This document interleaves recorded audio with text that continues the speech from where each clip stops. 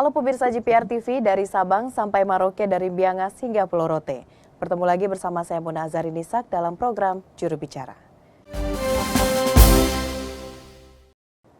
Pemirsa, ajang MotoGP Mandalika 2022 menyita perhatian berbagai pihak bahkan dunia. Mulai dari rangkaian kegiatan balapan, para pembalap dan juga peristiwa-peristiwa yang terjadi mulai dari tanggal 18 sampai dengan 20 Maret 2022. Dan juga sesuai dengan harapan pemerintah Indonesia bahwa ajang MotoGP Mandalika 2022 ini mampu memberikan dampak positif terhadap perekonomian masyarakat.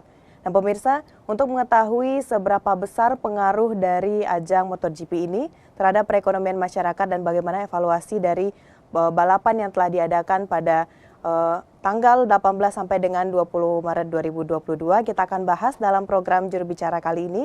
Sudah bersama dengan kita Dirjen IKP Kementerian Kominfo Republik Indonesia, Bapak Usman Kansok. Halo Pak Dirjen. Halo. Baik, Pak Dirjen, ini ajang MotoGP Mandalika 2022 memang sangat menarik perhatian dunia ini Pak. Pak Dirjen, kalau boleh tahu kemarin nonton juga atau lewat streaming, bagaimana Pak Dirjen pendapatnya terhadap pelaksanaan MotoGP Mandalika 2022 ini Pak? Iya, saya nonton langsung di sirkuit Mandalika dan saya kira ini luar biasa ya, sebuah program, sebuah keberanian yang luar biasa dari Presiden Jokowi untuk menjadikan Mandalika, dan dalam hal ini secara spesifik adalah sirkuit Mandalika dengan MotoGP-nya ini sebagai satu merek baru ya, atau satu branding baru Indonesia di mata dunia begitu. Ini kelihatan sekali meriah dan masyarakat menyambut secara positif ya perhelatan MotoGP Mandalika ini. Ya, berarti Pak Dirjen langsung menyaksikan di Mandalika kemarin ya Pak, ajang balap motor internasional ini. Baik Pak Dirjen, kalau kita berbicara mengenai MotoGP Mandalika dan kita kaitkan dengan Kominfo, sejauh ini dengan adanya media center pada saat pelaksanaan MotoGP kemarin, bagaimana peranannya Pak? Apakah secara maksimal bisa memberikan layanan atau fasilitas kepada teman-teman media Pak? Iya, jadi penyelenggaraan MotoGP ini ada di tangan Dorna ya, dan Dorna punya aturan-aturan ya dalam exposure atau peliputan media. Dorna sendiri sebetulnya menyiapkan media center, tetapi tentu saja terbatas ya, hanya berapa puluh wartawan begitu. Sementara MotoGP Mandalika ini kan menarik perhatian dunia, menarik perhatian media lokal, apalagi media nasional dan media internasional. Nah, karena itu untuk memfasilitasi media yang tidak punya kesempatan untuk meliput melalui Dorna, maka kita siapkan media center Indonesia yang dikelola oleh Kominfo.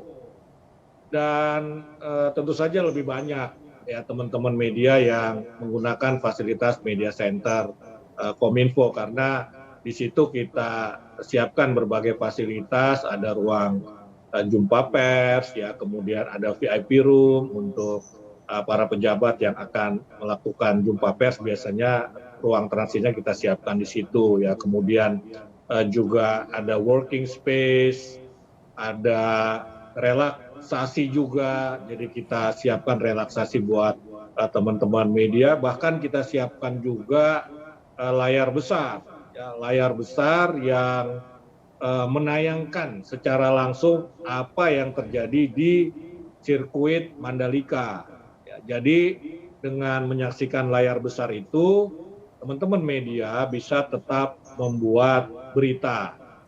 Ya, dan kita juga di hari kedua dan hari ketiga itu panitia memberikan sejumlah tiket ya. Hari kedua itu ada 10 tiket yang kita undi, dan kemudian hari ketiga atau hari terakhir itu ada 100 tiket ya yang kita berikan kepada media untuk tetap bisa menyaksikan secara langsung ya lewat tribun barangkali begitu, sehingga mendapatkan feel-nya ya begitu. Dan walaupun dalam wartawan menonton itu tidak boleh mengambil video misalnya, itu aturan yang harus kita tetapkan. Nah, intinya media center yang dibangun oleh IKP, oleh Kominfo ini mempermudah tugas wartawan kita begitu, dan kita mendapat apresiasi dan juga mempermudah para narasumber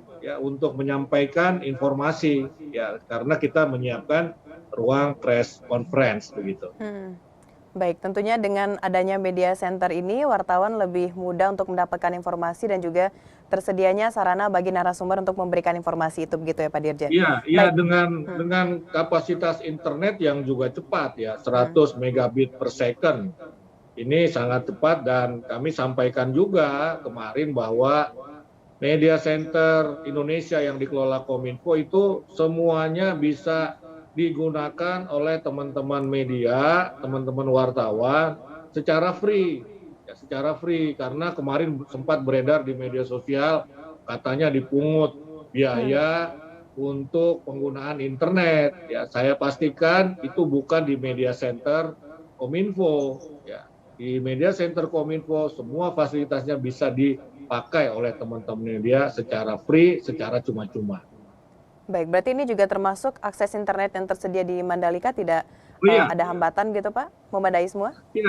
Tidak ada hambatan sama sekali. Ya. Tidak ada hambatan, kita menyiapkan jaringan teknologi informasi atau komunikasi berupa internet misalnya itu dengan kecepatan lumayan tinggi ya. Kita menyiapkan 5G experience Kominfo, ya, kemudian juga 4G tentu saja, dan ini dipuji oleh satu wartawan Inggris misalnya. Dia mengatakan bahwa di negaranya tidak secepat ini, tidak seoke inilah jaringan internetnya begitu. Artinya tidak ada kendala, kendati di sebelum perhelatan ada sejumlah kendala teknis sebelum tanggal 18 ya, itu sudah kita beresin ya, sudah kita selesaikan sehingga tanggal 18, 19, dan 20 itu sama sekali tidak terjadi atau tidak ada kendala terkait dengan internet.